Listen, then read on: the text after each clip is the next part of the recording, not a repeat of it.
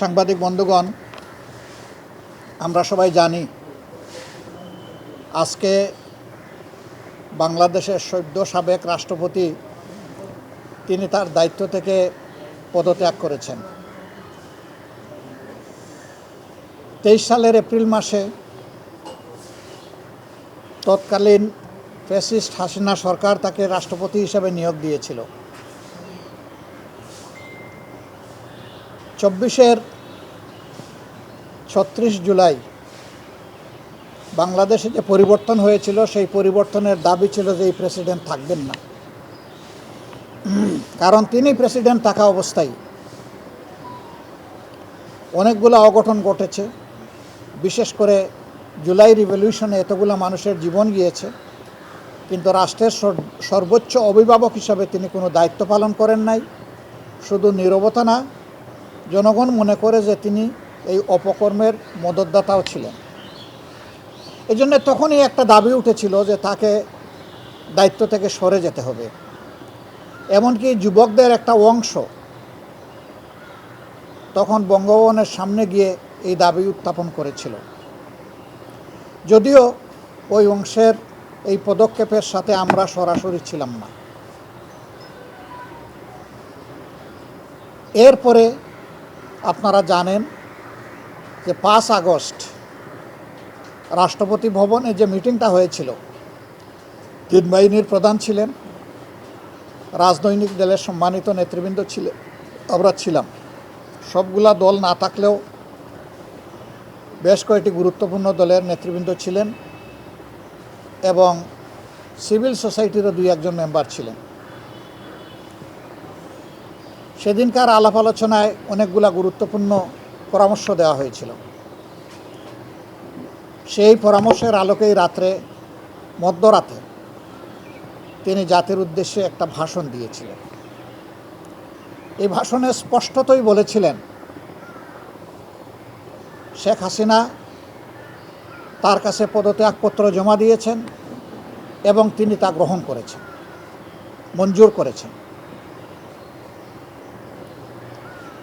কিন্তু আমরা অবাক হলাম। পরবর্তী বৎসর অর্থাৎ 25 সালের প্রথম ভাগে একটি জাতীয় দৈনিকের একজন সম্পাদকের সাথে তিনি কথা বলতে গিয়ে, সাক্ষাৎকার দিতে গিয়ে তিনি পুরো বিষয়টাকে অস্বীকার করলেন। পুরো উল্টা একটা ন্যারেটিভ তিনি নিয়ে আসলেন। তিনি বললেন যে তিনি কোনো পদত্যাগপত্র দেখেনি নাই।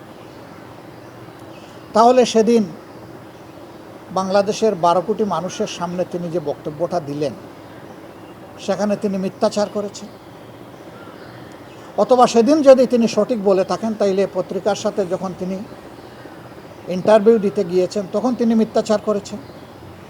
পরস্পর বিরোধী, সম্পূর্ণ পরস্পর বিরোধী দুইটা জিনিস তো সঠিক হতে পারে না। আমি সেই দিনই আমার প্রতিক্রিয়া ব্যক্ত করে বলেছিলাম যে দুইটার যে কোনো একটা মিথ্যা হবে। যদি একটাও মিথ্যা হয়, যে কোনো একটা, তাহলে প্রেসিডেন্ট তার শপথ ভঙ্গ করেছেন। রাষ্ট্রের সর্বোচ্চ মর্যাদার এই পজিশনে থেকে তিনি মিথ্যাচার করতে পারেন না। আমি বলেছিলাম যে তিনি এখন আর এই পদে থাকার নৈতিক অধিকার হারিয়েছেন। আমি বলেছিলাম তার জন্য উত্তম হবে নিজ থেকে সরে যাওয়া। তিনি যাননি।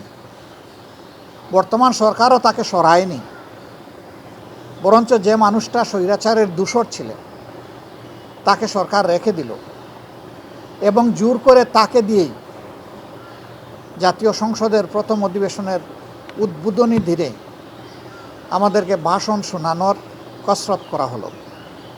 আমরা বিরোধী দল তার প্রতিবাদ করলাম। আমরা বললাম যে এমন কাউকে সংসদে ভাষণ দেওয়া ব্যবস্থা করা উচিত হবে না যিনি স্বৈরাচারের দূষর ছিলেন, যিনি গণহত্যার সাক্ষী নন, সহযোগী ছিলেন। কিন্তু সরকারি দল তাই করল।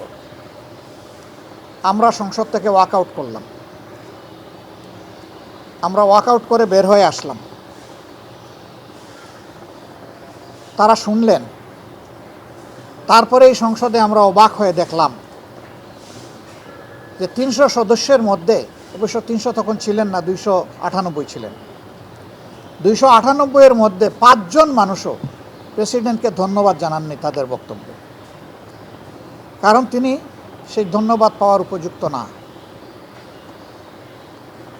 সরকারি দল সন্তোষ প্রকাশ করল যে হাসিনার নিয়োগ দেওয়া প্রেসিডেন্টকে মুখ দিয়ে আমরা হাসিনাকে ফ্যাসিস্ট বলাতে পেরেছি, এটাই আমাদের বিজয়।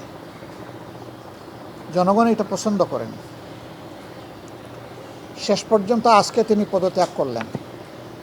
ইতিমধ্যে জাতীয় সংসদের 2টি সেশন শেষ হলো, উদ্বোধনী সেশন এবং বাজেট সেশন।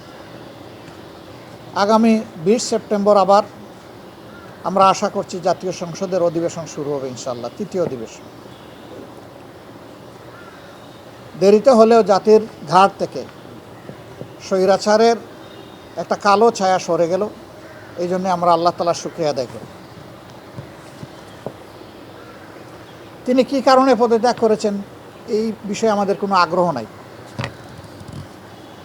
কারণ আমরা আগে থেকেই বিবেচনায় নিয়েছি যে তিনি প্রেসিডেন্ট পদে থাকার আর যোগ্য নন, তিনি তার যোগ্যতা হারিয়েছেন।